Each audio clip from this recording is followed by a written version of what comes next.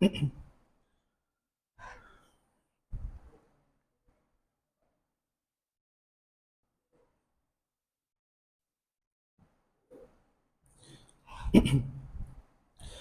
عليكم ورحمة الله وبركاته. أعوذ بالله من الشيطان الرجيم.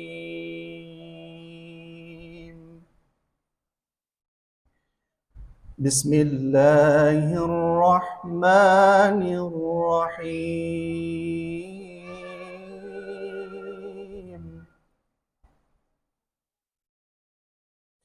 يا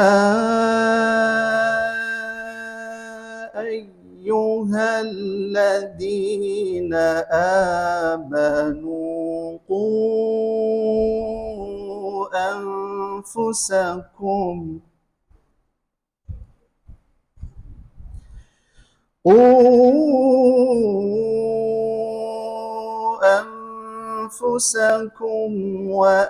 وأهليكم نارا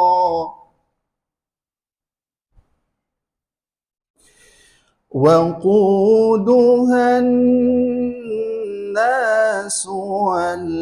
والحجارة عليها ملائكة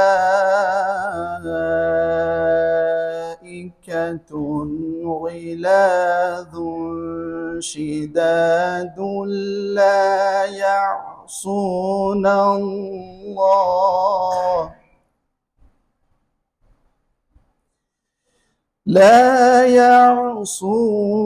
الله ما أمرهم ويفعلون ما يؤمرون.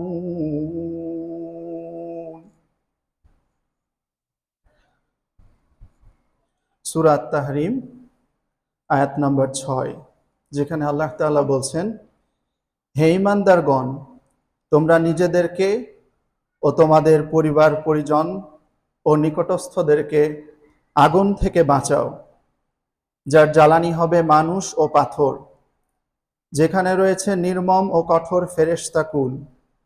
আল্লাহ তাদেরকে যে নির্দেশ দিয়েছেন তারা সে ব্যাপারে তার অবাধ্য হয় না, আর তারা তাই করে যা তাদেরকে আদেশ করা হয়। ইন্নাল হামদালিল্লাহি নাহমাদুহু ওয়া নাস্তাঈনুহু ওয়া নাস্তাগফিরুহু ওয়া নাউযু বিল্লাহি মিন শুরুরি আনফুসিনা ওয়া মিন সাইয়্যাতি আ'মালিনা। من يهده الله فلا مضل له ومن يهدله فلا هادي له وأشهد أن لا إله إلا الله وحده لا شريك له وأشهد أن محمدا عبده ورسوله. اللهم صل على محمد وعلى آل محمد كما صليت على إبراهيم وعلى آل إبراهيم إنك حميد مجيد. اللهم بارك على محمد وعلى آل محمد كما باركت على إبراهيم وعلى آل إبراهيم إنك حميد مجيد. আজকে আমি যে বিষয়টা নিয়ে কথা বলার জন্য চিন্তা করেছি, তো যে কারণে আমি আসলে এই টপিকটা সিলেক্ট করলাম, আমি আসলে চিন্তা করছিলাম যে আসলে আমি যে এতদিন এখানে ছিলাম, সে 2022 সাল থেকে নিয়ে আজকে পর্যন্ত, তো এখানে প্রত্যেকটা মানুষ আমার কাছে একদম খুবই আপন, আমার একদম ফ্যামিলি মেম্বারের মতো। তো আমি তো অনেকদিন ধরে ফ্যামিলি থেকে আলাদা, তো কখনো আমার কাছে ওই ল্যাকিংসটা আসলে খুব সিভিয়ারলি ফিল হয় না। যদিও হ্যাঁ, বাবা মা, ভাই বোন, আত্মীয় স্বজনদের জন্য তো একটা খারাপ লাগা কাজ করে, কিন্তু এখানে আসলে প্রত্যেকটা মানুষ এতটা আন্তরিকতার সাথে আমাকে আসলে গ্রহণ করেছে, তাদের সাথে আমার এত ক্লোজ বন্ডিং হয়ে গেছে যে প্রত্যেকটা মানুষকে আমার আসলে ফ্যামিলি মেম্বারের মতোই মনে হয়। তো আমি চিন্তা করতেছিলাম যে আমি যদি আমার ফ্যামিলি মেম্বারদের জন্য কিছু কথা শেয়ার করতে চাই, যেটা একদমই আমার নিজের কথা হবে, আমি যদি নিজের মতো করে শেয়ার করতে চাই, তাহলে আমি কি কথা বলতে পারি। তো তখন আমার মাথায় পবিত্র কোরআনের এই আয়াত চলে আসলো, সেটি হচ্ছে সূরা আত-তাহরিমের 6 নম্বর আয়াত, যেটা আমি অলরেডি তেলাওয়াত করেছি, যেখানে আল্লাহ তাআলা বলছেন, ইয়া আইয়ুহাল্লাযীনা আমানু, হে বিশ্বাসীগণ, তোমরা যারা আমার প্রতি ঈমান এনেছো, কু আনফুসাকুম, তোমরা তোমাদের নিজেদেরকে রক্ষা করো, ওয়া আহলিকুম নারা, এবং তোমার পরিবার পরিজনদের এবং তোমাদের নিকটস্থদের, তাদেরকেও তোমরা জাহান্নামের আগুন থেকে বাঁচাও। তো তার মানে তোমরাও নিজেদেরকে জাহান্নামের আগুন থেকে বাঁচাও এবং তোমার পরিবার পরিজন এবং তোমার নিকটস্থদেরকেও তোমরা জাহান্নামের আগুন থেকে বাঁচানোর জন্য চেষ্টা করো। এরপর আল্লাহ তাআলা বলছেন, ওয়াকুদুহান নাসু ওয়াল হিজারা, যেই আগুনের জ্বালানি হবে মানুষ এবং পাথর। তা আল্লাহ একাধারে মানুষকেও সেখানে পোড়াবেন, একাধারে আল্লাহ তাআলা পাথরকেও সেই জাহান্নামের আগুনের মধ্যে পোড়াবেন।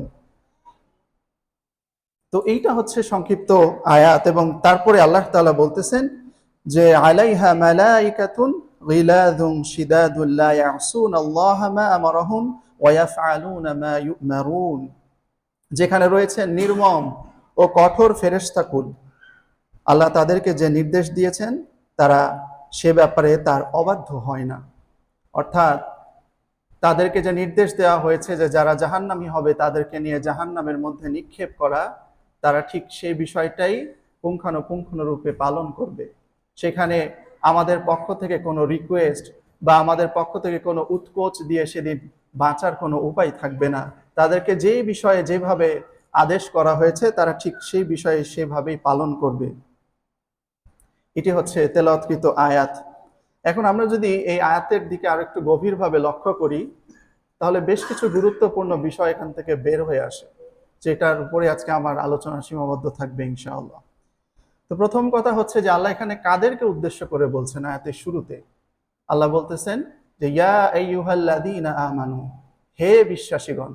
আল্লাহ কিন্তু এখানে সমস্ত মানুষদেরকে উদ্দেশ্য করে কথা বলছেন না। আল্লাহ বলেন নাই যে ইয়া আইয়ুহান নাস, আল্লাহ কিন্তু সেই কথা বলেন না। আল্লাহ বলছেন ইয়া আইয়ুহাল্লাযীনা আমানু, তোমাদের মধ্যে যারা আমাকে বিশ্বাস করেছো তাদেরকে আল্লাহ তাআলা সতর্ক করে বলতেছেন। এটি হচ্ছে খুবই গুরুত্বপূর্ণ বিষয়। কি বলতেছেন আল্লাহ তাআলা? কু আনফুসাকুম, তুমি তোমার নিজেকে আগে বাঁচাও। তার মানে যেটা বোঝা যাচ্ছে যে আসলে আমি বিশ্বাস স্থাপন করেছি এতটুকু বলাটাই জাহান্নাম থেকে নিষ্কৃতি পাওয়ার জন্য যথেষ্ট নয়। আল্লাহ এই জন্যই মুমিনদেরকে আবার সতর্ক করছেন যে তোমরা মনে করো না যে তোমরা ঈমানদার বলেই তোমরা সার্বিকভাবে পুরোপুরিভাবে জাহান্নামের আগুন থেকে তোমরা বেঁচে যাবে। ব্যাপারটা এরকমটা নয়। এই জন্য আল্লাহ তাআলা আমাদেরকে সতর্ক করছেন, আমরা যারা আল্লাহকে বিশ্বাস করি তাদেরকে আল্লাহ তাআলা সতর্ক করছেন। এবং আল্লাহ তাআলা এটাও বলতে চাচ্ছেন যে শুধুমাত্র তুমি তোমার নিজেকে জাহান্নামের আগুন থেকে বাঁচাইলে হবে না, তোমাকে সামগ্রিকভাবে সকলকে নিয়ে জাহান্নাম থেকে বাঁচার জন্য তোমাকে চেষ্টা করতে হবে। তার মানে এখানে আল্লাহ তাআলা কালেকটিভ এফোর্টের কথা বলতেছেন। না শুধুমাত্র তোমাকে বাঁচাইলে হবে, না শুধুমাত্র তোমার পরিবার পরিজন নিকটস্থদেরকে বাঁচাইলে হবে। প্রথমে তুমি তোমার নিজেকে বাঁচাও, তারপর তুমি তোমার পরিবার পরিজন এবং নিকটস্থদেরকে বাঁচাও জাহান্নামের আগুন থেকে। এবং এরপর আল্লাহ তাআলা জাহান্নামের আগুনের কঠোরতা সম্পর্কে বলতেছেন যে জাহান্নামের আগুনের জ্বালানি হবে মানুষ এবং পাথর, এবং এখানে কঠোর ফেরেশতারা রয়েছে, তাদেরকে যা আদেশ করা হয়েছে তারা ঠিক তাই করবে।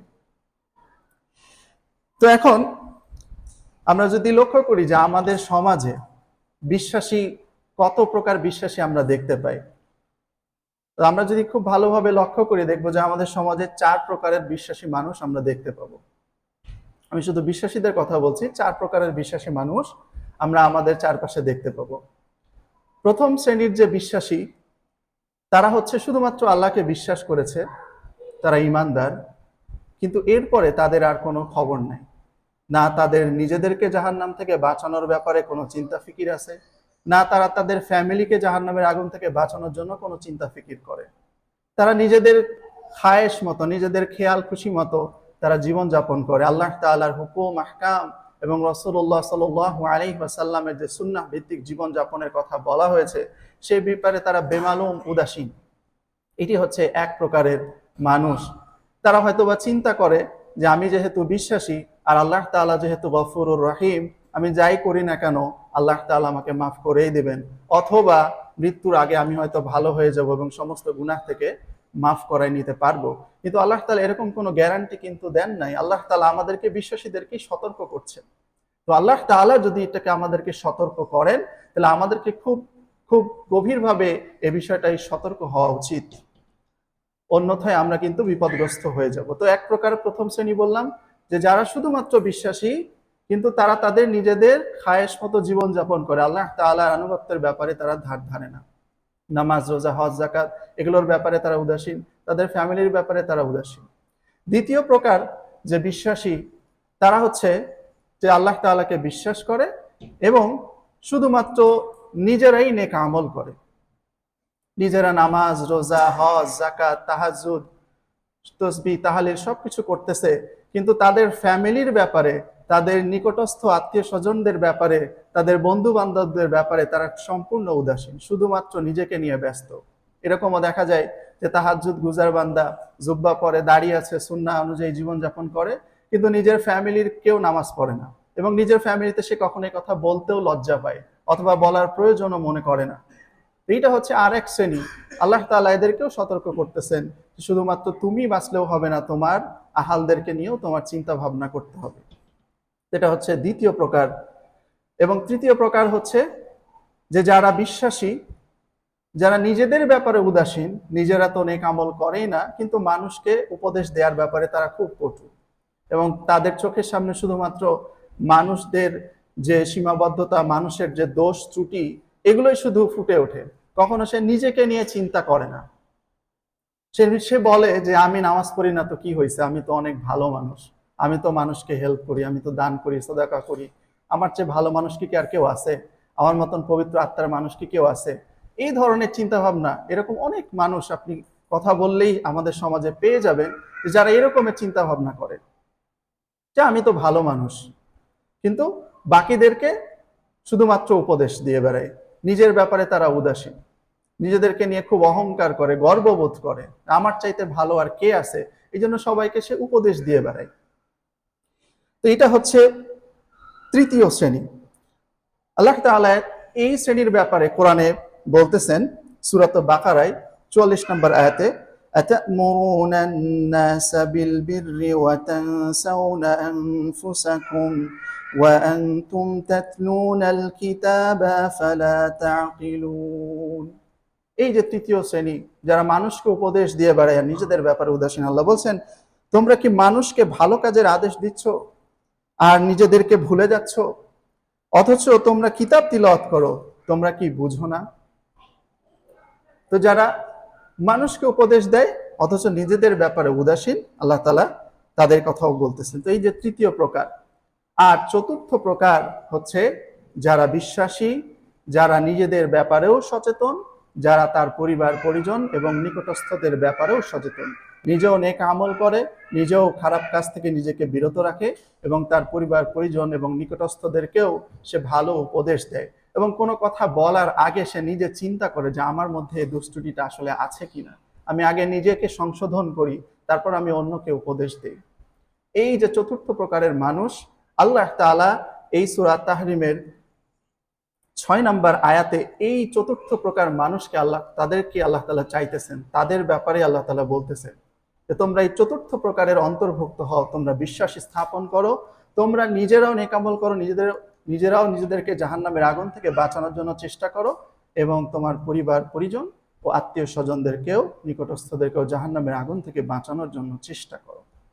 তো এই চতুর্থ প্রকারের অন্তর্ভুক্ত হওয়ার জন্য আমাদেরকে চেষ্টা করতে হবে। যে কোনো অন্য প্রকারের যদি আমরা অন্তর্ভুক্ত হই, তাহলে আমাদের জন্য নাজাত পাওয়াটা কঠিন হয়ে যাবে।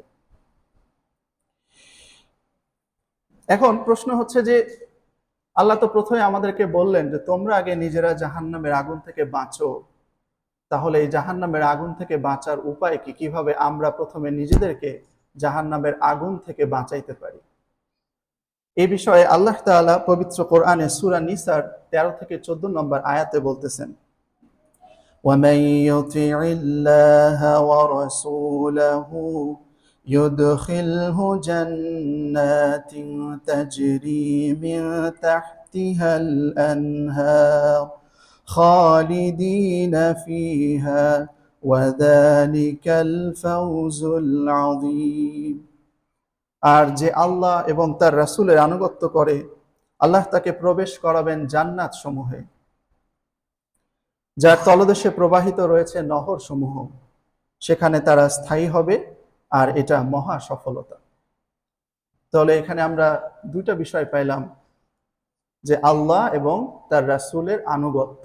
আল্লাহ এবং তার রাসূলের যদি পুরোপুরি রূপে আনুগত্য করা সম্ভব হয়, তাহলে আল্লাহ তাআলা তাদেরকে জান্নাতে প্রবেশ করাবেন, যার তলদেশ দিয়ে নহর সমূহ প্রবাহিত, এবং সেখানে তারা চিরস্থায়ী হবে।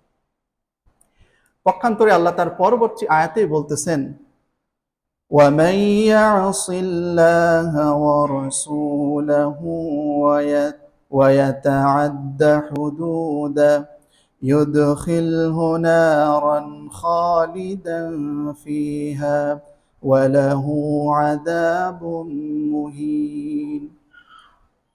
আর যে আল্লাহ এবং তার রাসূলের নাফরমানি করে এবং তার সীমারেখা লঙ্ঘন করে, আল্লাহ তাকে আগুনে প্রবেশ করাবেন, সেখানে সে স্থায়ী হবে, আর তার জন্যই রয়েছে অপমানজনক আযাব।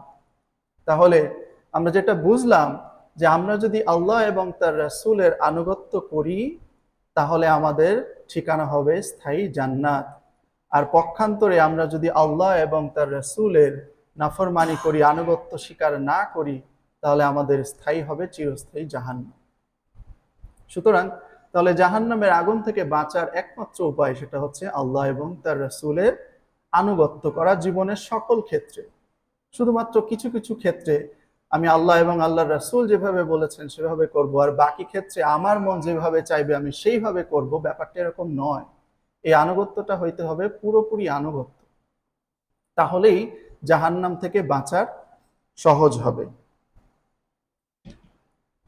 এরপরে যে বিষয়টা গুরুত্বপূর্ণ সেটা হচ্ছে নিজেকে জাহান্নাম থেকে বাঁচানোর পর আল্লাহ তাআলা বললেন যে তোমার এই কাজ এটা শুধুমাত্র ব্যক্তিকেন্দ্রিক নয়, তুমি তো মানুষ, হিউম্যান বিং, তোমার সামাজিকতা রয়েছে, তোমার পরিবার পরিজন রয়েছে, তুমি তো পশুর মতো না, তুমি তো পশুর মতো জীবনযাপন করবা না।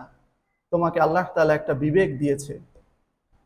যখন আমরা দেখি যে আমাদের সামনে কোনো একটা বাচ্চা শিশু, যদি সেটা আমার না হয় বা আমার পরিচিত কারো না হয়, আমি রাস্তা দিয়ে হেঁটে যাচ্ছি, আমি যদি দেখি যে পাশে একটা আগুন আছে এবং সে আগুনের দিকে দৌড়াইতেছে, সে যদি সুস্থ বিবেক সম্পন্ন মানুষ হয়, সে কিন্তু ওখানে থেমে যাবে এবং সে চেষ্টা করবে যে ওই শিশুটাকে আগুনের দিকে যাওয়া থেকে রক্ষা করার জন্য। কারণ সে সেটা বোঝে যে আগুনটা তার জন্য ক্ষতিকর। যদিও সেই শিশুটা বুঝতেছে না, কিন্তু সেই ব্যক্তি তো বোঝে। যদিও তার সেটা আত্মীয় নয়, কিন্তু সে কিন্তু চেষ্টা করবে তাকে সেই আগুন থেকে বাঁচানোর জন্য। যদি এরকমও হয় যে শিশুটাকে যখন সে চাপড়ে ধরলো ওইদিকে যেতে না দেওয়ার জন্য, এবং শিশুটা যদি কান্নাকাটি করে, ছুটাছুটি করে, তাকে লাথি মারে, ঘুষি মারে, তারপরেও কিন্তু সে সহজে ছাড়বে না, তাই না? এটা হচ্ছে মানুষ। মানুষের মধ্যে আল্লাহ তাআলা এই বিবেকটা দিয়ে দিয়েছেন। তদ্রূপ ভাবে আমাদের আশেপাশে কত মানুষ জাহান্নামের দিকে দৌড়াইতেছে। সুতরাং আমি যদি শুধুমাত্র আমাকে নিয়ে চিন্তা করি যে আমি কিভাবে জাহান্নাম থেকে বেঁচে যাই, আর বাকিদের কি হয় না হয় আমার খোঁজ খবর নাই, সেটা কিন্তু তাহলে প্রকৃত মানুষের পরিচয় হলো না। আমি যদি এটা বুঝি যে এইটা জাহান্নামের রাস্তা, আমি যদি অন্যের কল্যাণ চাই, এবং হাদিসের মধ্যে আসছে দ্বীনু নাসিহা, পরস্পর কল্যাণ কল্যাণ কামনা, এটাই হচ্ছে দ্বীন। আমি যেরকম নিজের জন্য যেটাকে ভালো মনে করব, অপরের জন্য সেটাকে ভালো মনে করব। আর একটা হাদিসের মধ্যে আসছে যে ওই ব্যক্তি মুমিন না যে ব্যক্তি নিজের জন্য যেটাকে ভালো মনে করে, অপরের জন্য সেটাকে ভালো মনে না করতে পারে। তো আমি যদি মনে করি যে এই রাস্তাটা আমার জন্য খারাপ আর এই রাস্তাটা আমার জন্য ভালো, সেই কল্যাণ কামনাটা আমার মধ্যে যদি না থাকে সেটা অন্যের ব্যাপারেও, তাহলে আসলে আমি এখনো প্রকৃত মুমিন হতে পারি নাই।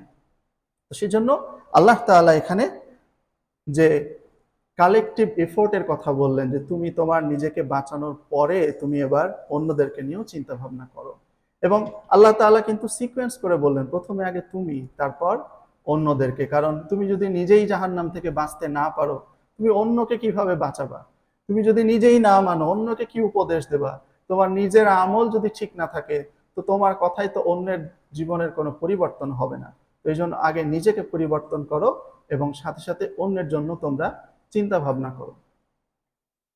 তো এরকম হয় যে দেখেন আমরা যখন রাস্তায় চলাফেরা করি, বিশেষ করে বাংলাদেশে যখন আমরা লোকাল বাসে উঠতে যাই, তো বাসের কন্ডাক্টর থাকে, তাই না?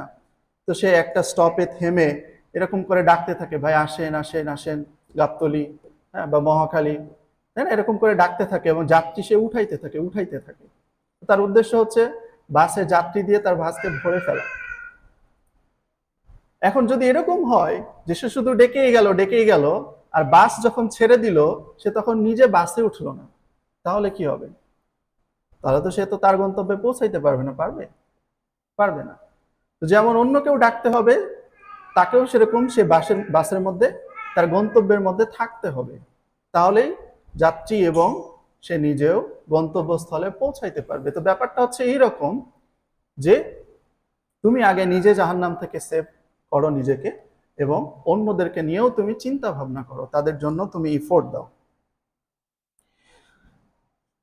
তো আমরা আর কিছু কোরআন এবং হাদিসের দিকে তাকাই যে আমাদের পরিবার পরিজন এবং নিকটস্থদের ব্যাপারে হাদিসের মধ্যে কি আসছে। যেমন রাসূলুল্লাহ সাল্লাল্লাহু আলাইহি ওয়াসাল্লাম বলছেন যে তোমরা প্রত্যেকেই রাখাল বা দায়িত্বশীল। রাখাল যেমন তার পালের প্রাণীগুলোর জন্য, গরু ছাগলের জন্য দায়িত্বশীল থাকে, ঠিক এরকম প্রত্যেকটা মানুষ তোমরা হচ্ছে রাখালের মতো বা দায়িত্বশীলের মতো, এবং প্রত্যেককেই তার অধীনস্থ লোকদের সম্পর্কে জবাবদিহি করতে হবে। শাসক ও রাখাল বা দায়িত্বশীল, তাকে তার অধীনস্থ লোকদের ব্যাপারে জবাবদিহি করতে হবে। নারী তার স্বামীর বাড়ি এবং তার সন্তান সন্ততির তত্ত্বাবধায়ক, তাকে তাদের ব্যাপারে জবাবদিহি করতে হবে। এখানে রাসূলুল্লাহ সাল্লাল্লাহু আলাইহি সাল্লাম বুঝাইলেন যে প্রত্যেকটা মানুষ দায়িত্বশীল এবং তার কাজের জন্য, তার দায়িত্বের ব্যাপারে তাকে জিজ্ঞাসিত হতে হবে। আরেকটা হাদিসে রাসূলুল্লাহ সাল্লাল্লাহু আলাইহি সাল্লাম বলতেছেন যে তোমাদের সন্তানদের বয়স যখন 7 হয় তখন তোমরা তাদেরকে নামাজের শিক্ষা দাও এবং নামাজের কথা বলতে থাকো, আর যখন তারা 10 বছরে পূর্ণ হয়ে যায় তখন তাদেরকে নামাজ পড়ার জন্য বাধ্য করো, প্রয়োজনে তাদেরকে তোমরা শাস্তিও প্রদান করো। তো এই যে কথাগুলা, এই কথাগুলো থেকে আমরা যেটা বুঝি যে আমাদেরকে সামগ্রিকভাবে চেষ্টা করতে হবে সঠিক পথে থাকার জন্য।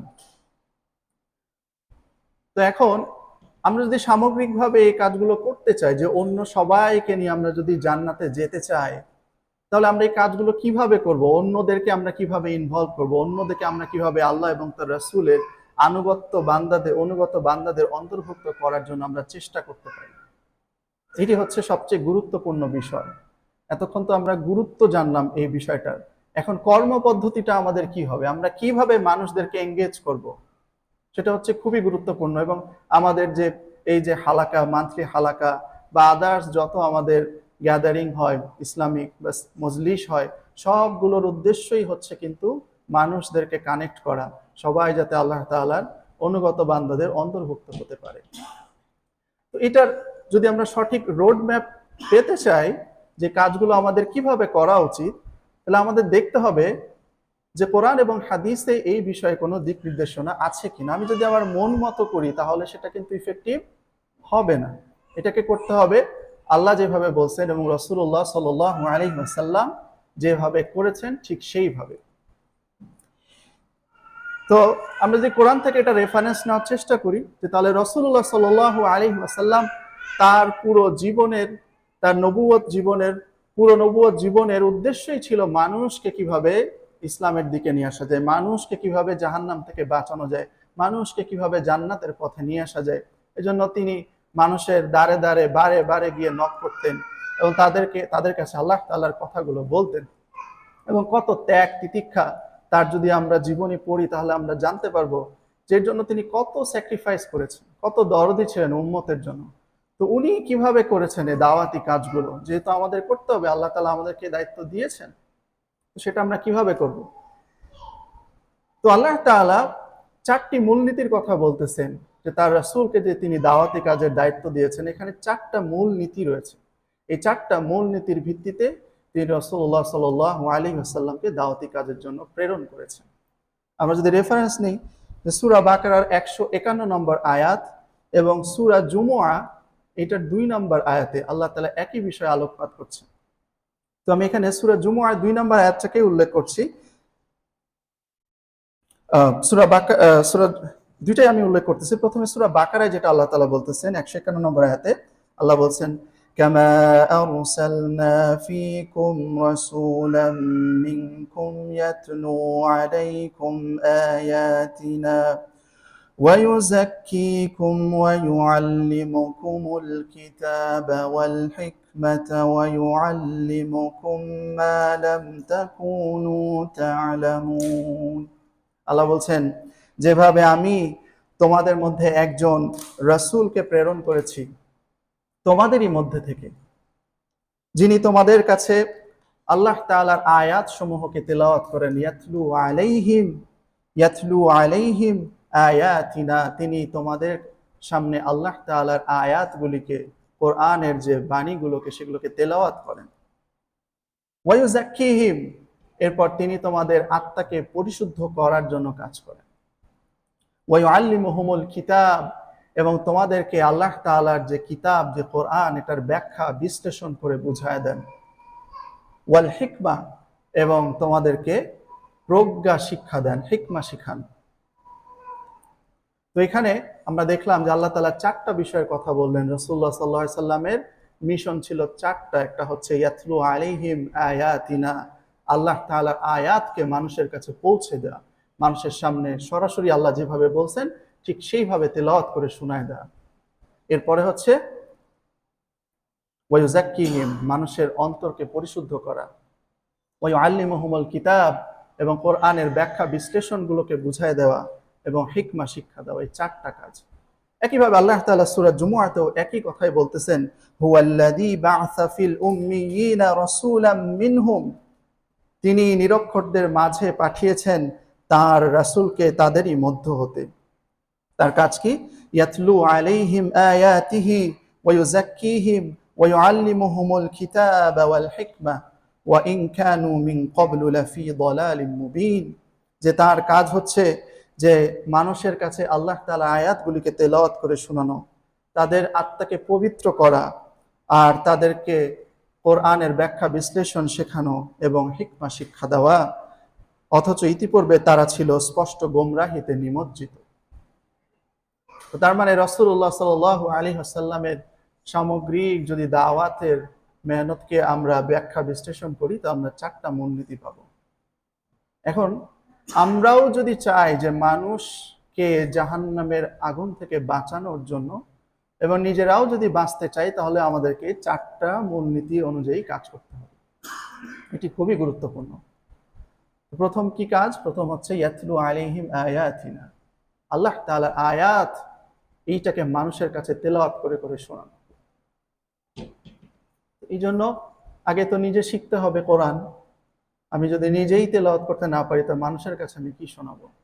এই জন্য নিজে প্রথমে শেখা, শুদ্ধভাবে কোরআনের তেলাওয়াতকে শেখা, এবং মানুষকে এই শেখার প্রক্রিয়ার মধ্যে অন্তর্ভুক্ত করা, সেটার জন্য চেষ্টা ফিকির করা। এটা শুরু করতে হবে আল্লাহর তেলাওয়াত, কোরআনের তেলাওয়াত দিয়ে। আল্লাহ কিন্তু সিকোয়েন্সিয়ালি বলছেন, প্রথম কাজ হচ্ছে ইয়াতলু আলাইহিম আয়াতিনা, পরস্পর তোমরা তেলাওয়াত করো, তোমরা আল্লাহ তাআলার মেসেজগুলোকে এক্সচেঞ্জ করো। এই জন্য আলহামদুলিল্লাহ আমাদের এখানে সুব্যবস্থা রয়েছে কোরআন শেখার জন্য। আমাদের প্রতি শনিবার এবং রবিবার মাগরিবের পর থেকে ঈশা পর্যন্ত নিয়ে ফ্রি কোরআনের ক্লাস হচ্ছে আলহামদুলিল্লাহ। এবং আল্লাহ তাআলা আমাকেও কিছুদিন সেখানে শেখানোর সুযোগ দিয়েছেন। তো আলহামদুলিল্লাহ এই ক্লাসগুলো চলতে থাকতে হবে, এবং বেশি বেশি মানুষকে এই কোরআনের মধ্যে অন্তর্ভুক্ত করার জন্য চেষ্টা করতে হবে। মানুষের মধ্যে যখন এই কোরআন আসবে, তো দেখবেন মানুষের মধ্যে পরিবর্তন আসতে থাকবে।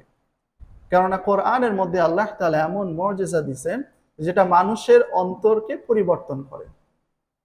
কথা প্রসঙ্গে আমি একটা ঘটনা উল্লেখ করতে চাই, যে যখন রাসূলুল্লাহ সাল্লাল্লাহু আলাইহি ওয়াসাল্লাম মানুষের কাছে ইসলামের দাওয়াত দিতে থাকলেন, এবং আস্তে আস্তে মানুষ যখন ইসলাম ধর্ম গ্রহণ করতে থাকলো, তখন এই ইসলাম ধর্ম গ্রহণটা মক্কার যারা নেতৃস্থানীয় কাফেররা ছিল, তাদের মাথা ব্যথার কারণ হয়ে গেল।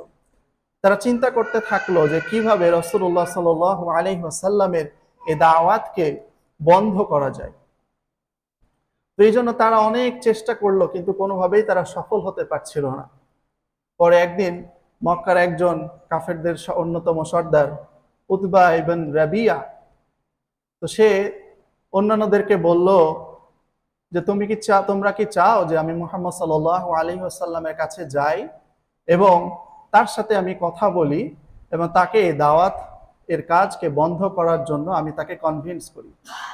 তো সবাই একমত হইলো, সবাই বলল যে হ্যাঁ, তিনি মুহাম্মদ সাল্লাল্লাহু আলাইহি ওয়াসাল্লাম আমাদের বাপদাদার ধর্ম থেকে আমাদেরকে ফিরিয়ে নিয়ে অন্য ধর্মে দীক্ষিত করে ফেলতেছে, তো আপনি অবশ্যই যান এবং তার সাথে কথা বলেন সে যেন এই কাজগুলোকে বন্ধ করে। তো উতবা ইবন রাবিয়া সে মুহাম্মদ সাল্লাল্লাহু আলাইহি ওয়াসাল্লামের কাছে গিয়ে বলল যে আমি আপনার সাথে কিছু কথা বলতে চাই। মুহাম্মদ সাল্লাল্লাহু আলাইহি ওয়াসাল্লাম বললেন যে হ্যাঁ বলেন, আমি আপনার কথা শুনবো। তো তখন সে বলা শুরু করলো যে হে মুহাম্মদ সাল্লাল্লাহু আলাইহি ওয়াসাল্লাম, তোমার মানুষকে ধর্ম থেকে, বাপদাদার ধর্ম থেকে বিচ্যুত করে অন্য ধর্মে দীক্ষিত করার মূল কারণ যদি হয় যে তুমি এটার মাধ্যমে অর্থ সম্পদ বা দুনিয়াবি কোনো ফায়দা তুমি যদি হাসিল করতে চাও, তাহলে আমরা সবাই মিলে তোমাকে অনেক অর্থ সম্পদের মালিক বানায় দেব, কিন্তু তুমি এই কাজকে তুমি বন্ধ করে দাও। অথবা তোমার যদি উদ্দেশ্য হয় যে তুমি টাকার সাথে সাথে তুমি যদি নারী চাও, তোমাকে আমরা এই মক্কার উচ্চ বংশীয় সুন্দরী নারীর সাথে বিবাহ দিয়ে দেব। অথবা তুমি যদি এটা চাও যে তুমি লিডারশিপ চাও, ক্ষমতা চাও, তোমাকে সেটাও দেওয়া হবে। অথবা তুমি যদি মনে করো যে তুমি অসুস্থ, তোমার চিকিৎসার প্রয়োজন রয়েছে, আমরা তোমার জন্য চিকিৎসারও ব্যবস্থা করব। কিন্তু তারপরেও তুমি এই কোরআনের বাণী প্রচার করা থেকে বিরত থাকো। তো রাসূলুল্লাহ সাল্লাল্লাহু আলাইহি ওয়াসাল্লাম এই পুরো কথা শোনার পরে বললেন, আপনার কথা কি শেষ হয়েছে? তো উতবা ইবন রাবিয়া বলল যে হ্যাঁ, আমার কথা শেষ। তখন রাসূলুল্লাহ সাল্লাল্লাহু আলাইহি ওয়াসাল্লাম সূরা ফুসসিলাত বা হামিম আশ-শাজদার শুরু থেকে তেলাওয়াত করা শুরু করলেন। তিনি বললেন হামিম তানজিলুম মিনার রহমানির রহিম। হামিম, এই গ্রন্থ পরম করুণাময় অসীম দয়ালু আল্লাহর পক্ষ থেকে নাজিলকৃত। কিতাবুন ফুসসিলাত আয়াতুহু কুরআনান আরাবিয়্যান লিকাওমিন ইয়ালামুন। এক কিতাব যার আয়াতগুলোকে বিস্তারিতভাবে ব্যাখ্যা করা হয়েছে আরবি ভাষায়, আর এটি জ্ঞান সম্পন্ন মানুষদের জন্য। বাশীরা ওয়া নাযীরা ফাআরাদা আকসারুহুম ফাহুম লা ইয়াসমাউন। এটি হচ্ছে সুসংবাদবাহী এবং সাবধানকারী। কোরআনটা হচ্ছে মানুষের জন্য সুসংবাদ নিয়ে আসে এবং মানুষকে সতর্ক করে, কিন্তু ওদের অধিকাংশ এই কোরআন থেকে মুখ ফিরিয়ে নিয়েছে, কাজে ওরা শুনবে না।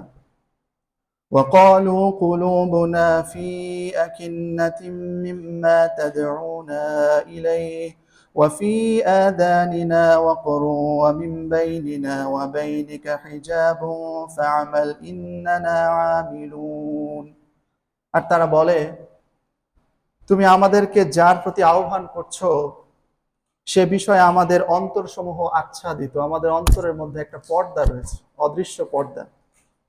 আর আমাদের কানের মধ্যে রয়েছে বধিরতা, আমরা কানে তুমি যেগুলো ভালো কথাগুলো বলো এগুলো আমরা শুনতেই পাই না, আমাদের কানের মধ্যে এটা ঢোকে না।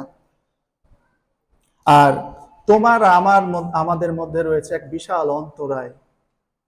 অতএব তুমি তোমার কাজ করো, নিশ্চয়ই আমরা আমাদের কাজ করব। রাসূলুল্লাহ সাল্লাল্লাহু আলাইহি ওয়াসাল্লাম এই কথাগুলি তাকে শুনায় দিলেন যে তোমরা এরকম কথা বলো, আল্লাহ তাআলা তার কথার জবাব দিচ্ছেন, তোমরা যা বলো সে বিষয়ে। এইভাবে রাসূলুল্লাহ সাল্লাল্লাহু আলাইহি ওয়াসাল্লাম যখন কোরআনকে তেলাওয়াত করতে থাকলেন সূরা ফুসসিলাত থেকে, এবং একাধারে উনি যখন 13 নম্বর আয়াত পর্যন্ত তেলাওয়াত করলেন, যে আয়াতটা হচ্ছে ফাইন আ'রাদু ফাকুল আনযারতুকুম সা'iকাতাম মিথলা সা'iকাতি আদি ওয়া সামুদ। তবুও যদি তারা মুখ ফিরিয়ে নেয় তাহলে তুমি বলে দাও আদ এবং সামুদ জাতির ধ্বংসের মতোই এক মহাধ্বংস সম্পর্কে আমি তোমাদেরকে সতর্ক করছি।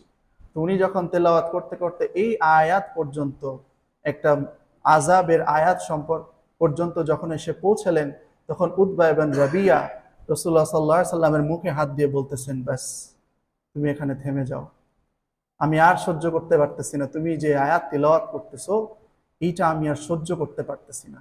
তার শরীর প্রকম্পিত হওয়া শুরু করেছে এবং তাকে থামায় দিছে। এটা হচ্ছে কোরআনের মুজিজা। যখন কোরআনের আয়াতকে তেলাওয়াত করা হয় তো মানুষের অন্তরের মধ্যে এটা ধাক্কা দিতে থাকে। আল্লাহ তাআলা অন্যত্র বলতেছেন যে মুমিনদের পরিচয় হচ্ছে যখন তাদের সামনে আল্লাহ তাআলা আয়াতকে তেলাওয়াত করা হয় অথবা আল্লাহ তাআলার নামকে স্মরণ করানো হয়, তখন তাদের অন্তরসমূহ প্রকম্পিত হতে থাকে এবং তাদের ঈমান সমূহ বাড়তে থাকে। তো এই জন্য কোরআনের যে তিলাওয়াত, এটাকে ব্যাপক করতে হবে এবং এইটার সাথে আরো বেশি বেশি মানুষকে সম্পৃক্ত করতে হবে এবং প্রত্যেকটা মানুষকে কোরআনের সাথে সম্পৃক্ততা স্থাপন করতে হবে। রাসূলুল্লাহ সাল্লাল্লাহু আলাইহি ওয়াসাল্লাম বলছেন যে কোরআনের যে অন্তরের মধ্যে কোরআন নাই, সেটা হচ্ছে একটা বিরান বাড়ির মতো, যে বাড়িতে কেউ বসবাস করে না, একটা জনশূন্য বাড়ির মতো। সেখানে যেমন পোকামাকড়, সাপ বিচ্ছু এগুলো বাসা স্থাপন করে, তো ওই মানুষের অন্তরটাও ওই রকম। মানুষের অন্তরের মধ্যে বিভিন্ন প্রকার রোগ এবং ব্যাধি এগুলো এসে বাসা বাঁধতে থাকে।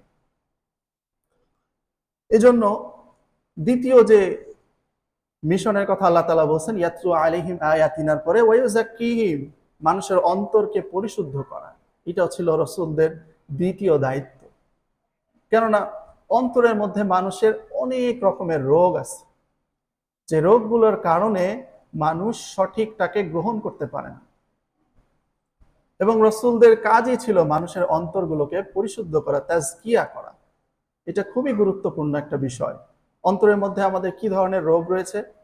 যেমন আমাদের অন্তরের মধ্যে রয়েছে শিরক, আমাদের অন্তরের মধ্যে রয়েছে হিংসা, তাই না, জেলাসি, যে তার কেন এটা আছে, আমার কেন এটা নাই, আমি কেন এটা পাইলাম না, সেই কেন এটা পাবে। এই যে এই ধরনের যে জেলাসি, এটা অন্তরে একটা বড় ধরনের রোগ। এমন এটা এমন একটা রোগ যেটার মানে হচ্ছে যেন আমি আল্লাহকে বলতে চাইতেছি যে আল্লাহ তুমি হচ্ছে ইনসাফ করো নাই, তুমি কেন তাকে দিছো, তুমি কেন আমাকে দাও নাই। তো আল্লাহর প্রতি একটা যেন অ্যালিগেশন দেয়া যে আল্লাহ তাআলা ইনসাফ করেন নাই। অন্তরের মধ্যে এরকম হিংসা, অন্তরের মধ্যে রয়েছে অহংকার, আমি বড়, অন্যরা ছোট, আমার কোনো দোষ ত্রুটি নাই, সব দোষ অন্যের মানুষের। রাসূলুল্লাহ সাল্লাল্লাহু আলাইহি সাল্লামকে সাহাবারা জিজ্ঞেস করেন যে ইয়া রাসূলুল্লাহ, অহংকার কি? তিনি বললেন, অহংকার হচ্ছে যে সত্যকে প্রত্যাখ্যান করা এবং অন্যদেরকে খাটো করে দেখা।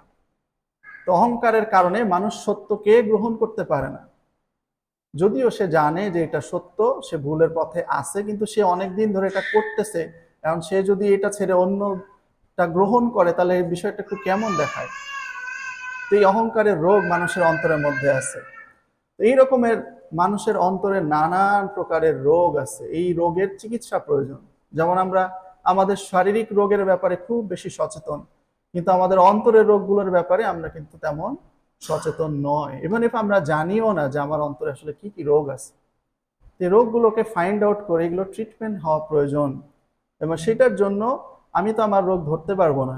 এই জন্য যারা আমাদের সমাজের মধ্যে জ্ঞানী এবং যারা কোরআন সুন্নাহ অনুযায়ী জীবনযাপন করার চেষ্টা করে, তাদের কাছে গিয়ে বসা এবং নিজের প্রবলেমগুলোকে বলা, এবং পারতপক্ষে সম্ভব হলে আলেমদের সাথে এ বিষয়ে কথাবার্তা বলা, ঠিক আছে, এবং নিজের রোগগুলোকে ফাইন্ড আউট করা এবং এইগুলোকে রিকভারি করার চেষ্টা করা, এটা খুবই গুরুত্বপূর্ণ বিষয়। এত বেশি গুরুত্বপূর্ণ এই তাজকিয়াটা যে আল্লাহ তাআলা সূরা আশ-শামসের মধ্যে অনেকগুলো বিষয়ে প্রতিজ্ঞা করার পর আল্লাহ তাআলা এই বিষয়টার কথা বলছেন। আমরা যদি সূরা আশ-শামস দেখি, এমনিতেই আল্লাহ তাআলা যদি কোনো কথা বলেন এটা অত্যন্ত গুরুত্বপূর্ণ, তার উপরে আল্লাহ তাআলা অনেকগুলো বিষয়ের একের পর এক কসম করতে করতে করতে আল্লাহ তাআলা এই তাজকিয়ার কথা বলতেছেন, তোমাদের অন্তরকে পরিশুদ্ধ করো। আল্লাহ তাআলা সূরা শামসের মধ্যে বলতেছেন ওয়াশ-শামসি ওয়া দুহাহা, কসম সূর্যের ও তার কিরণের, ওয়াল কমারি ইযা তালাহা, কসম চাঁদের যখন তা সূর্যের অনুগামী হয়, ওয়ান নাহারি ইযা জাল্লাহা, শপথ দিনের যখন তা সূর্যকে উদ্ভাসিত করে, ওয়াল লাইলি ইযা ইয়াগশাহা, শপথ রাতের যখন তা সূর্যকে ঢেকে দেয়, ওয়াস সামাই ওয়া মা বানাহা, কসম আসমানের এবং যিনি তা বানিয়েছেন, ওয়াল আরদি ওয়া মা তাহাহা, কসম জমিনের এবং যিনি তা বিস্তৃত করেছেন, ওয়া নাফসি ওয়া মা সাওয়াহা, শপথ প্রাণের এবং যিনি তা সুষম করেছেন, ফাআলহামাহা ফুজুরাহা ওয়া তাকওয়াহা, অতঃপর তাকে তার অসৎ কর্ম ও সৎ কর্মের জ্ঞান দান করেছেন। প্রত্যেকটা মানুষকে আল্লাহ বিবেক দিয়েছেন, সে জানে কোনটা সৎ এবং কোনটা অসৎ কাজ। এরপর আল্লাহ তাআলা বলছেন ক্বাদ আফলাহা মান যাক্কাহা, ক্বাদ আফলাহা মান যাক্কাহা, নিশ্চিতভাবেই সেই সফল কাম হয়েছে যে নিজ আত্মাকে পবিত্র করেছে। নিশ্চিতভাবেই সে সফল হয়ে গেছে। ক্বাদ আফলাহা মান, সে ব্যক্তি সফল হয়ে গেছে নিশ্চিতভাবে, যাক্কাহা, যে নিজের আত্মাকে পরিশুদ্ধ করতে পেরেছে। এতটাই গুরুত্বপূর্ণ একটা বিষয় যে আল্লাহ এতগুলো বিষয়ের ব্যাপারে শপথ করার পরে আল্লাহ তাআলা এই গুরুত্বপূর্ণ কথাটি বলতেছেন। এই জন্য এটা খুবই গুরুত্বপূর্ণ একটা বিষয়। এবং আত্মার পরিশুদ্ধি ততক্ষণ হবে না যতক্ষণ না আমি কোরআনের সাথে সম্পৃক্ত হব, আল্লাহ তাআলার কোরআনকে জানবো, বুঝবো, এটা অনুযায়ী আমল করার চেষ্টা করব, ততক্ষণ পর্যন্ত মানুষের আত্মার পরিশুদ্ধি আসা সম্ভব নয়। ওই যে কোরআন ছাড়া অন্তর বিরান বাড়ির মতোই থেকে যাবে, যে অন্তরের মধ্যে রোগ ব্যাধি বাসা স্থাপন করবে। এরপর আল্লাহ বলছেন ওয়াকাদ খাবা মান দাসসাহা, নিশ্চয়ই সে ব্যর্থ যে তার আত্মাকে কলুষিত করেছে। তো যে পরিশুদ্ধ করেছে সে সফল, আর যে তার আত্মাকে কলুষিত করেছে সে হচ্ছে ব্যর্থ। খুবই গুরুত্বপূর্ণ বিষয়। তো এই জন্য দ্বিতীয় যে কাজ হচ্ছে তাজকিয়া করা, ওই যাক্কিহিম, নিজের আত্মাকে পরিশুদ্ধ করা এবং অন্যদের কিভাবে আত্মিক পরিশুদ্ধি অর্জন হয় সেই বিষয়ে চেষ্টা করা। এরপর তৃতীয় যে কাজের কথা আল্লাহ তাআলা বলছেন যে ওয়ায়ুআল্লিমুহুমুল কিতাব, যে নবীকে তিনি দায়িত্ব দিয়ে পাঠিয়েছিলেন মানুষকে কিতাব শিক্ষা দেওয়া। কিতাবের কোরআনে আল্লাহ তাআলা এক্স্যাক্টলি কি বলেছেন, এটার ব্যাখ্যা কি, এটার বিশ্লেষণ কি, সেইটা শেয়ার করা।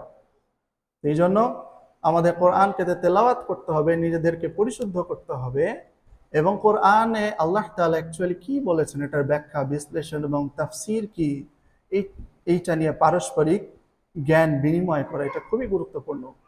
এই জন্যই মূলত আমরা এই যে হালাকাগুলো করতেছি, যাতে করে আমরা নিজেরাও এগুলো চর্চা করতে পারি এবং এই জ্ঞানগুলো আমরা একে অপরের সাথে শেয়ার করতে পারি। তো এটি খুবই গুরুত্বপূর্ণ যে আল্লাহ তাআলার কিতাবকে শিক্ষার চেষ্টা করা। এবং চতুর্থ যেটা বিষয় ওয়াল হিকমা, প্রজ্ঞা। অনেক মুফাসসির এ বিষয়ে একমত, যেখানে হিকমা মানে হচ্ছে সুন্নাহ। রাসূলুল্লাহ সাল্লাল্লাহু আলাইহি ওয়াসাল্লাম তার সম্পূর্ণ জীবন যেভাবে পরিচালনা করেছেন, এটা হচ্ছে প্রত্যেকটা জিনিস হচ্ছে হিকমার অন্তর্ভুক্ত। এবং প্রত্যেকটা কাজ যে সুন্নাহ ভিত্তিক আপনি যদি দেখেন, গবেষণা করেন, দেখবেন এর মধ্যে প্রজ্ঞা রয়েছে, এর মধ্যে হিকমা রয়েছে। খানা খাওয়া থেকে শুরু করে ঘুমাতে যাওয়া থেকে শুরু করে প্রত্যেকটা কাজ এটা অত্যন্ত বিজ্ঞানসম্মত এবং মানুষের কল্যাণের জন্য। তো এই জন্য সুন্নাহ শিখা, যে কিভাবে নিজেকে সুন্নায় উদ্ভাসিত করা যায়, প্রত্যেকটা কাজের সুন্নাহগুলোকে জানা, যে আমার রাসূলুল্লাহ সাল্লাল্লাহু আলাইহি ওয়াসাল্লাম এই কাজটা কিভাবে করতেন। এই যে আমি এখানে দাঁড়ায় আজকে কথা বলতেছি, রাসূলুল্লাহ সাল্লাল্লাহু আলাইহি ওয়াসাল্লাম কিভাবে কথাগুলোকে বলতেন, তাই না? এটা জেনে আমার কথা বলা উচিত। প্রথমে শুরুতে আল্লাহ পাকের প্রশংসা করা, রাসূলুল্লাহ সাল্লাল্লাহু আলাইহি ওয়াসাল্লামের জন্য দরুদ পড়া, এরপরে কোরআন হাদিস ভিত্তিক আলোচনা করা। হ্যাঁ, এবং আমি যেখানে দাঁড়ায় কথা বলতেছি এটাও সুন্নাহ, রাসূলুল্লাহ সাল্লাল্লাহু আলাইহি ওয়াসাল্লাম এভাবে বলতেন। এরকম প্রত্যেকটা কাজ যে রাসূলুল্লাহ সাল্লাল্লাহু আলাইহি ওয়াসাল্লাম কিভাবে করতেন এটা জানা এবং সেই অনুযায়ী সেটাকে করার চেষ্টা করা। একটা জুতা স্যান্ডেল পরারও সুন্নাহ রয়েছে, যে বলতেছে যে তোমরা দাঁড়ায় জুতা পরো না, বসে জুতা পরো। দাঁড়ায় পড়তে গিয়ে পড়ে যাইতে পারি, ব্যথা পাইতে পারি, বসে পড়ো। ডান পা আগে প্রবেশ করো, পড়ার সময় খোলার সময় আগে বাম পা থেকে আগে বের করো। যে কোনো ভালো কাজ ডান দিক থেকে এবং ডান পাশ দিয়ে শুরু করা, এটাকে প্রাধান্য দেওয়া, তাই না? এই প্রত্যেকটা কাজের এরকম সুন্নাহ রয়েছে। এই সুন্নাহগুলোকে জানা এবং সেইটা অনুযায়ী করার চেষ্টা করা, বেশি বেশি জানার চেষ্টা করা, এটাই হচ্ছে হিকমা। এবং এটা যখন আমরা চেষ্টা করতে থাকব, আমাদের প্রজ্ঞা, আমাদের জ্ঞান এটা আস্তে আস্তে বাড়তে থাকবে। আল্লাহ তাআলা তার মধ্যে, তার চিন্তার মধ্যে এমন বারাকা দান করবেন যে সে এমন বিষয় সম্পর্কে জানবে যেটা সাধারণ মানুষ বুঝতে পারে। এইটা তখন আসবে যখন আমরা আল্লাহ তাআলার কোরআনকে জানবো এবং রাসূলুল্লাহ সাল্লাল্লাহু আলাইহি ওয়াসাল্লামের সুন্নাহকে আঁকড়ে ধরবো। তো আল্লাহ তাআলা ওই রকম ইলম আমাদেরকে দান করবেন যেটা সাধারণ মানুষ পায় না। তো এই হিকমা শিখা। তো তাহলে আমি আবার বিষয়টাকে রিপিট করতেছি যে আমরা যদি চাই যে আমরা নিজেরাও জাহান্নাম থেকে বাঁচবো এবং আমাদের পরিবার পরিজন এবং নিকটস্থদের বন্ধু বান্ধবদেরকে এই জাহান্নামের আগুন থেকে বাঁচাইতে চাই, তাহলে আমাদের চারভাবে মেহনত করতে হবে। প্রথমে ইয়াতলু আলাইহিম আয়াতিনা, আল্লাহ তাআলার আয়াতগুলোকে তেলাওয়াত করতে হবে এবং অন্য মানুষ কিভাবে এটা শিখতে পারে সেজন্য চেষ্টা করতে হবে। রাসূলুল্লাহ সাল্লাল্লাহু আলাইহি ওয়াসাল্লাম বলেছে যে তোমাদের মধ্যে ওই ব্যক্তি উত্তম যে ব্যক্তি নিজে কোরআন শিক্ষা করে এবং অপরকে কোরআন শিক্ষা দেয়। এই জন্য আমরা সবাই চাই যে আমরা উত্তম ব্যক্তিদের অন্তর্ভুক্ত হই, যেন নিজে কোরআন শিক্ষা করি এবং অপরকে কোরআন শিক্ষা দেই। তো ভাইদের জন্য তো ব্যবস্থা আছে এবং আমি বোনদের জন্য অনুরোধ করব যে তারাও যেন এইটার কোরআন শিক্ষার ক্লাসগুলোকে চালু করে, চালু থাকলে সেটাকে কন্টিনিউ করে। যারা কোরআন জানে, শুদ্ধভাবে তেলাওয়াত করতে পারে, তারা উইকলি 1 দিন 2 দিন এইভাবে করে বসে, বাকি যারা পারে না তাদেরকে নিয়ে বসে বসে এরকম শিক্ষা দাও। এটা খুবই গুরুত্বপূর্ণ একটা বিষয়। এবং আমার চোখে দেখা, আমার চোখে নিজের নিজের জীবনের অভিজ্ঞতাতে দেখা যে যে ব্যক্তি আগে ঠিকমতো নামাজ পড়তো না বা মসজিদের সাথে সম্পৃক্ততা ছিল না, এই যে কোরআনের সাথে সম্পৃক্ত হওয়ার কারণে সে এখন 5 ওয়াক্ত নামাজ পড়তেছে, তার ফ্যামিলিকে কোরআন অনুযায়ী সুন্নাহ অনুযায়ী জীবন গঠনের জন্য চেষ্টা করতেছে। তো এরকম অনেক এক্সাম্পল আছে। এটা দিয়েই শুরু করতে হবে এবং এটাকে আঁকড়ে ধরে রাখতে হবে। এটা হচ্ছে ফাউন্ডেশন। যদি কোরআনের চর্চাটা ছুটে যায় তাহলে আসলে অন্য কোনো কিছু দিয়ে এত বেশি ইফেক্টিভলি দাওয়া কাজটা করা সম্ভব হবে না। রাসূলুল্লাহ সাল্লাল্লাহু আলাইহি ওয়াসাল্লাম শুরু করছেন এইভাবে, মানুষের কাছে তেলাওয়াত করে করে কোরআনের বাণীকে পৌঁছে দিয়ে দিয়ে। তারপরেই কোরআনের বাণী শুনে শুনে শুনে শুনে মানুষ তার প্রতি আকৃষ্ট হয়ে ইসলাম ধর্ম গ্রহণ করেছে। এটা দিয়ে আমাদেরকে শুরু করতে হবে এবং এটাকে আঁকড়ে ধরতে হবে, এটা যেন কখনো ছুটে না যায়। আলহামদুলিল্লাহ আমি এটার সাথে সম্পৃক্ত ছিলাম এবং আমারও ইচ্ছা আছে যে আমি যেহেতু অন্য একটা স্টেটে মুভ করতেছি, তো সেখানে গিয়ে অনলাইনে এগুলোকে চালু রাখার জন্য সময় দেয় ইনশাআল্লাহ। এবং যারা অফলাইনে ভাইরা আছেন তারাও যেন এই কাজগুলোকে কন্টিনিউ করেন এবং আমরা যারা ইনভলভ হয়েছি আমরা যেন এটাকে ছেড়ে না দিই, মনে না করি যথেষ্ট হয়ে গেছে আমার জন্য। না, যথেষ্ট বলে কিছু নাই। আল্লাহ তাআলা বলেন ওয়াবুদ হাত্তাকা ওয়াবুদ রাব্বাকা হাত্তা ইয়াতিয়াকাল ইয়াকিন, তোমরা তোমার রবের ইবাদত করতে থাকো হাত্তা ইয়াতিয়াকাল ইয়াকিন, মানে হচ্ছে তোমাদের মৃত্যু পর্যন্ত। তো মৃত্যু পর্যন্ত আসলে স্যাটিসফাই হওয়ার কিছু নেই, মৃত্যু পর্যন্ত এগুলোর সাথে লেগে থাকতে হবে, মৃত্যু পর্যন্ত দাওয়াতের কাজের সাথে লেগে থাকতে হবে। রাসূলুল্লাহ সাল্লাল্লাহু আলাইহি ওয়াসাল্লামকে আল্লাহ তাআলা কোরআনে অন্য জায়গায় শিখায় বলতেছেন কুল হাদিহি সাবিলি আদউ ইলাল্লাহ, হে রাসূল আপনি বলেন যে এটাই আমার রাস্তা, হাদিহি সাবিলি আদউ ইলাল্লাহ, মানুষকে আল্লাহর দিকে ডাকা, আলা বাসীরাতিন, এবং আমি মানুষকে জেনে বুঝে, বাসিরাতের সাথে জেনে বুঝেই মানুষকে এদিকে ডাকি, সত্য জেনেই মানুষকে এটার দিকে ডাকি। আনা ওয়া মানিত্তাবানি, এবং যারা আমার অনুসরণ করবে তাদেরও একই কাজ, এই মানুষকে আল্লাহ তাআলার দিকে ডাকা। তো এই কাজগুলোকে আসলে আমাদের চালু রাখতে হবে। এই কাজগুলো যেন কখনো কোনো মানুষের সাথে যেন এরকম না হয় যে এই মানুষটা না থাকলে এটা হবে না। না, আল্লাহ তাআলা দ্বীনের কাজ এটা চলতে থাকবে, মানুষ এখানে আসবে যাবে, যারা অন্তর্ভুক্ত হবে তারা বেনিফিটেড হবে, কিন্তু কাজগুলোকে চালিয়ে নেওয়া এটা খুবই গুরুত্বপূর্ণ। সেই জন্য আমার সবার প্রতি অনুরোধ থাকবে যে আমি হয়তো এখানে ইন পার্সন থাকবো না, বাট আমি কানেক্টেড থাকবো ইনশাআল্লাহ, এবং যারা এখানে আছে তারা এটাকে দায়িত্ব মনে করে করা, অন্তরের অন্তরের ব্যথা নিয়ে করা, অন্যের জন্য যে ভালো চাওয়ার, এইটার এইটার যে আবেগ নিয়ে কাজগুলোকে করা, ফিল করে করা যে না আসলেই এটা করা উচিত। হ্যাঁ, যে রাসূলুল্লাহ সাল্লাল্লাহু আলাইহি ওয়াসাল্লাম যে উম্মতের ব্যথার জন্য এরকম দৌড়াইতে, তো দিনের বেলা তো সারাদিন তার এরকম মেহনতে কাটতো মানুষকে কিভাবে জাহান্নাম থেকে বাঁচানো যায়, আর রাতের বেলা দাঁড়ায় দাঁড়ায় তাহাজ্জুদের মধ্যে কাটতো। তো বলছে যে দিনের বেলা মেহনত করো যে কিভাবে মানুষকে আল্লাহর সাথে সম্পৃক্ত করাবো, এইটার জন্য মানুষকে বুঝাওয়ার, আল্লাহর সাথে সম্পৃক্ত করার জন্য চেষ্টা করো। আর রাতের বেলা দাঁড়ায় দাঁড়ায় ক্রন্দন করো যাতে আল্লাহকে কিভাবে বান্দার সাথে কানেক্ট করানো যায়। তো আল্লাহ যেন তার প্রতি অনুগ্রহ করে, সে যেন হেদায়েত পেয়ে যায়। তো দিনে এরকম মেহনত করতে হবে যে বান্দাকে আল্লাহর সাথে কানেক্ট করার জন্য, আর রাতটা হচ্ছে যে আল্লাহকে বান্দার সাথে কানেক্ট করার জন্য। এটা হচ্ছে দাওয়াতের তরিকা ছিল। এইভাবে আমাদের সকলের চেষ্টা করা উচিত এবং দায়িত্ব নিয়ে করা উচিত আসলে কাজগুলোকে, দায়িত্বের সাথে। যে চলতেছে তাই চলতেছে এরকম না, আমি নিজেও কিছু কন্ট্রিবিউট করি, নতুন কিছু আইডিয়া অ্যাড করি। হ্যাঁ, এইভাবে করে আমরা আগেই নিয়ে যাব, দায়িত্ব মনে করে করব। তাহলে এই কাজের মাধ্যমে আল্লাহ তাআলা বারাকা দান করবে। এবং আমরা আসলে জানি না দাওয়াতের কাজগুলো আসলে এটা এমন যে এটার আউটকাম আসলে কেউ বুঝতে পারে না, চোখের দেখায় এটা মেজার করা যায় না। মনে হইতেছে যে খুব ছোট কাজ, এই কয়েকজন মিলে মসজিদে বসতেছি, বসে একটু কোরআন তেলাওয়াত করতেছি, বাট এটার দ্বারা যে আল্লাহ তাআলা কি বিশাল বিপ্লব ঘটায় দিবেন এটা আসলে কেউ বুঝতেও পারবে না।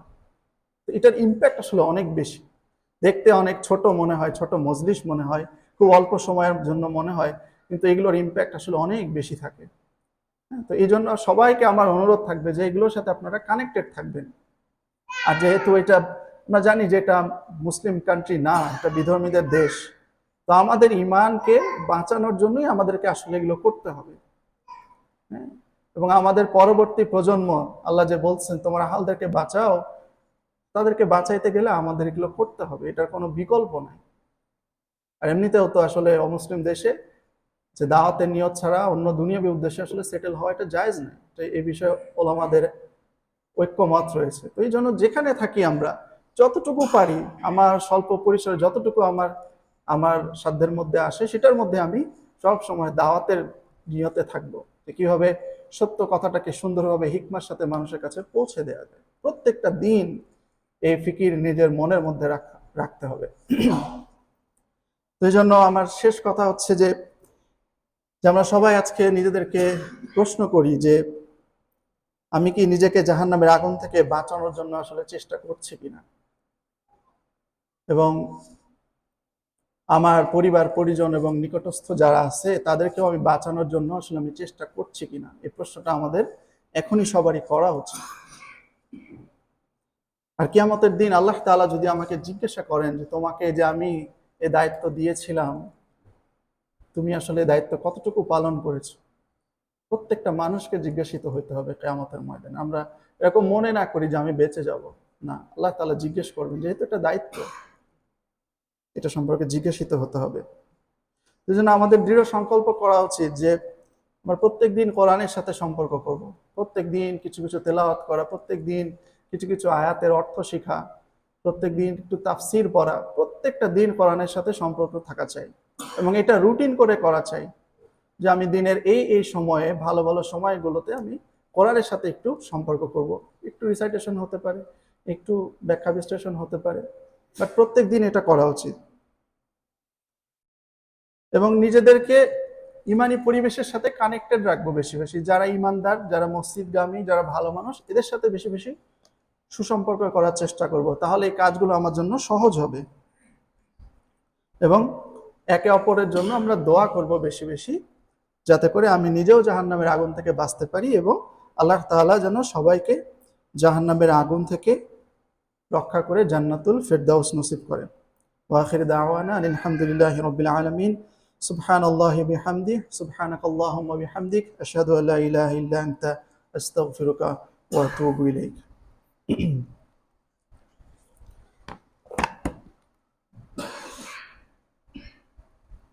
আমাকে একটা নাশিদ গাওয়ার জন্য রিকোয়েস্ট করা হয়েছে, সো আমি একটা নাশিদ পরিবেশন করবো ইনশাআল্লাহ। তো নাশিদের বিষয়টা হচ্ছে যে আল্লাহ তাআলা কিয়ামতের দিন প্রত্যেকটা মানুষকে নিয়ামত সম্পর্কে জিজ্ঞাসা করবে। আল্লাহ তাআলা কোরআনে সূরাতুত তাকাসুরের মধ্যে বলতেছেন, তাকাসুরের শেষ আয়াত, সুম্মা লা তুসআলুন্না ইয়াওমাইযিন আনিন নাঈম। আল্লাহ বলছেন যে কিয়ামতের দিনে তোমাদের অবশ্যই জিজ্ঞাসা করা হবে সেই সকল নিয়ামত সম্পর্কে যা তোমরা উপভোগ করেছিলে। প্রত্যেকটা নিয়ামত সম্পর্কে জিজ্ঞাসা করা হবে। তো এটা নিয়ে একটা নাশিদ আমি এটা এখন পরিবেশন করার চেষ্টা করছি ইনশাআল্লাহ। ثم لا تسألن يومئذ عن النعيم ثم لا تسألن يومئذ عن النعيم ثم لا تسألن يومئذ عن النعيم ثم لا تسألن يومئذ عن النعيم তোমার ওই হাতকে দিল, তোমার ওই পাকে দিল, তোমার ওই চোখকে দিল, তোমার ওই নাককে দিল, তোমার ওই কানকে দিল, তোমার ওই মুখকে দিল, বানালো শ্রেষ্ঠ তোমায় কোন সে মহামহিম, কার ইশারায় তোমার তরে সারা জমিন, বানালো শ্রেষ্ঠ তোমায় কোন সে মহামহিম, কার ইশারায় তোমার তরে সারা জমিন। لقد خلقنا الإنسان في أحسن تقويم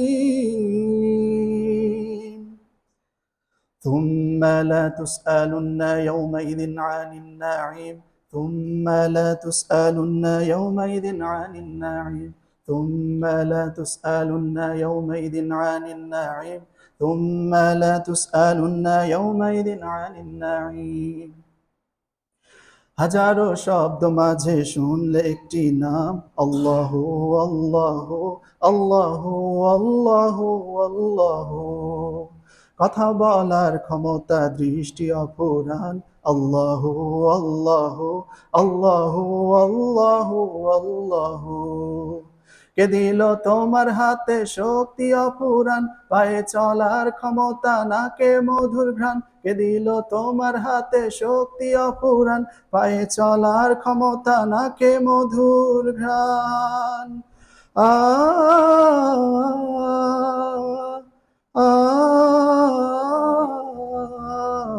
বানালো শ্রেষ্ঠ তোমায় কোন সে মহামহিম, কার ইশারায় তোমার তরে সারা জমিন, বানালো শ্রেষ্ঠ তোমায় কোন সে মহামহিম, কার ইশারায় তোমার তরে সারা জমিন।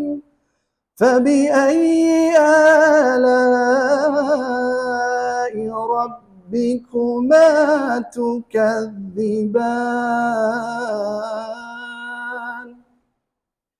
ثم لا تسألن يومئذ عن النعيم ثم لا تسألن يومئذ عن النعيم ثم لا تسألن يومئذ عن النعيم ثم لا تسألن يومئذ عن النعيم মায়ের বুকে কে দিল প্রেম ভালোবাসা আল্লাহু আল্লাহু আল্লাহু আল্লাহু আল্লাহু, মাঠে মাঠে সোনার ফসল রঙিন আশা আল্লাহু আল্লাহু আল্লাহু আল্লাহু আল্লাহু, পথের দিশায় কে দিল অন্ধকারে নূর, হৃদয়ের পাপ কালিমা কে করে দেয় দূর, পথের দিশায় কে দিল অন্ধকারে নূর, হৃদয়ের পাপ কালিমা কে করে দেয় দূর।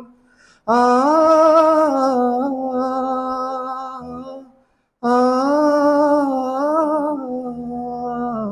বানালো শ্রেষ্ঠ তোমায় কোন সে মহামহিম, কার ইশারায় তোমার তরে সারা জমিন, বানালো শ্রেষ্ঠ তোমায় কোন সে মহামহিম, কার ইশারায় তোমার তরে সারা জমিন। قالوا الحمد لله رب العالمين ثم لا تسألن يومئذ عن النعيم ثم لا تسألن يومئذ عن النعيم ثم لا تسألن يومئذ عن النعيم ثم لا تسألن يومئذ عن النعيم। তো সব শেষ, আমি ইনশাআল্লাহ এই মাসের শেষে হচ্ছে নর্থ ক্যারোলিনা স্টেটে চলে যাচ্ছি আমার স্টাডি পারপাজে ইনশাআল্লাহ। শেষ কথা হচ্ছে যে আসলে এখানে অনেক স্মৃতি, প্রত্যেকটা দিনে আসলে অনেক স্মৃতি।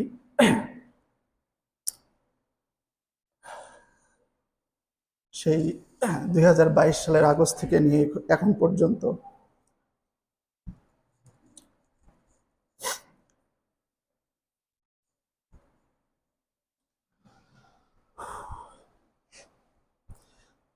তো এটা আমার কাছে অনেকটা বেদনাদায়ক, কিন্তু তারপরেও আসলে যেতে হচ্ছে। আহ, চলে যাওয়া মানে আসলে শেষ বিদায় না, এবং আমি অলওয়েজই চাইবো যে আপনাদের সাথে কানেক্টেড থাকতে ইনশাল্লাহ। এবং যদি কারো কোনো হেল্প লাগে, আমি হেল্প করতে পারি, জানাবেন, ইনশাল্লাহ আমি চেষ্টা করব। এবং আপনাদের সকলের জন্য আমার অন্তরের অন্তঃস্থল থেকে দোয়া থাকবে।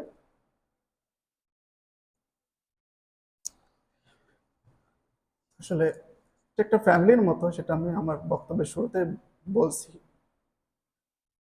যে যখন আমার ফ্যামিলি থেকে বিদায় নিচ্ছিলাম এখানে আসার জন্য, তো আমার যেরকম অনুভূতি ছিল ঠিক সেই রকম